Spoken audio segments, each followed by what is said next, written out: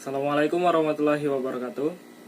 Kembali lagi bersama saya Oka. Dalam beberapa menit ke depan kita akan membahas tentang potensial aksi.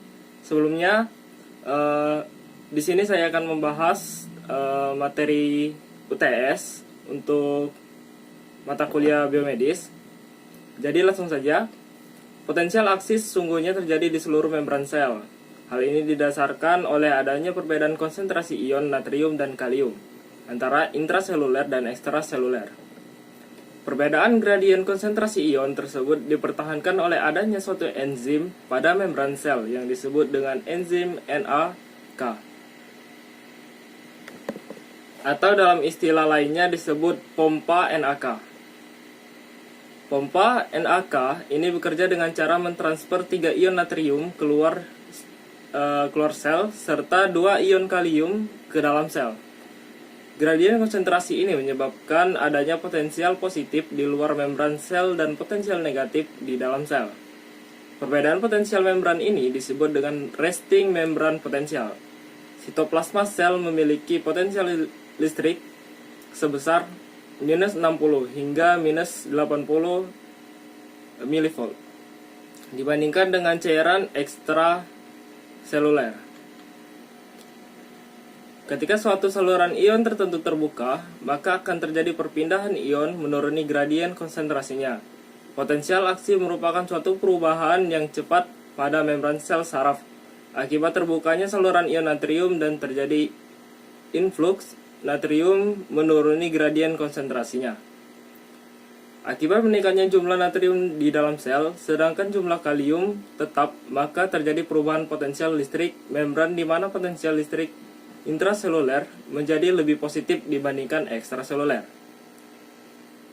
Setelah terjadi depolarisasi, maka resting membran potensial akan dikembalikan lagi melalui suatu proses yang disebut dengan repolarisasi. Pada proses ini, saluran natrium yang tadi terbuka akan menutup dan diikuti dengan terbukanya saluran kalium. Kalium akan berpindah keluar sel menuruni gradien konsentrasinya dan mengembalikan potensial membran ke dalam sel negatif.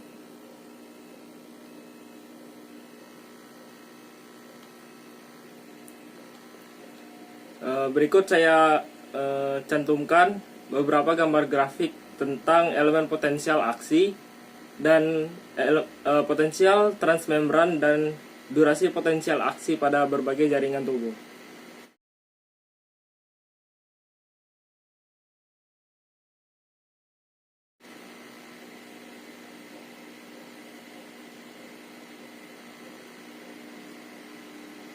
Baik, selanjutnya penyebaran potensi aksi. Penyebaran potensi aksi di dalam tubuh. Potensial aksi menyebar di sepanjang serabut syaraf dan hal ini merupakan dasar mekanisme transmisi sinyal pada sistem saraf. Potensial aksi menyebar di sepanjang perjalanan serabut syaraf melalui mekanisme depolarisasi sistem saraf. Depolarisasi di sepanjang serabut saraf inilah yang kita kenal dengan istilah impuls saraf. Biasanya keseluruhan potensial aksi akan berlangsung selama kurang dari 1 milisecond. Sementara terjadinya potensial aksi, membran sel saraf berada dalam keadaan sulit untuk mengalami stimulasi lanjutan. Kondisi ini disebut sebagai suatu kondisi absolute refractory period. Kondisi ini terjadi ketika keberadaan saluran ion natrium yang berada di kondisi inaktif dalam jumlah yang besar selama periode tersebut. Namun pada akhir periode, potensial aksi stimulus yang lebih kuat dari normal dapat menimbulkan munculnya potensial aksi sekunder. Kondisi ini dinamakan sebagai relative refractory period. Kondisi ini menandakan bahwa perlunya untuk mengaktifasi beberapa saluran ion natrium untuk memicu munculnya potensial aksi. Lalu selanjutnya ada yang dinamakan dengan potensial aksi abnormal. Apa itu?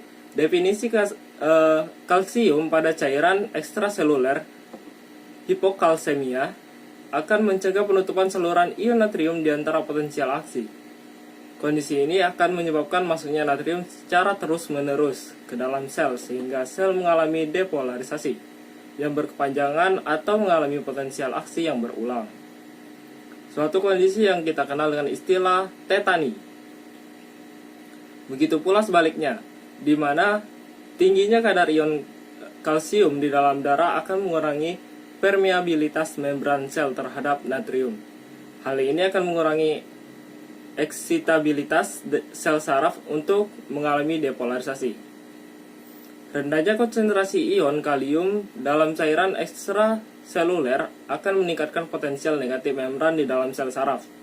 Akibatnya akan terjadi hiperpolarisasi sel saraf dan menurunkan eksitabilitas membran sel saraf karena sulit untuk mencapai nilai ambang untuk terjadi potensial aksi.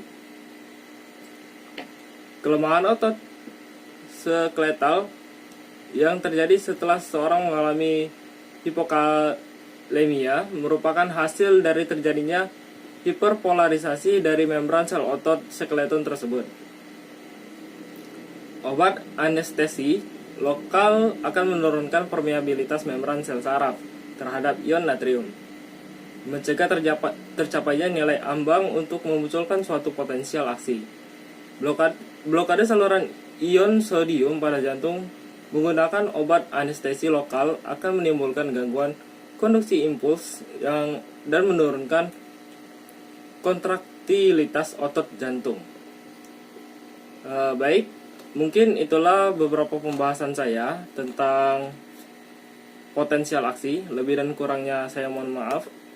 Saya akhiri video ini. Wassalamualaikum warahmatullahi wabarakatuh.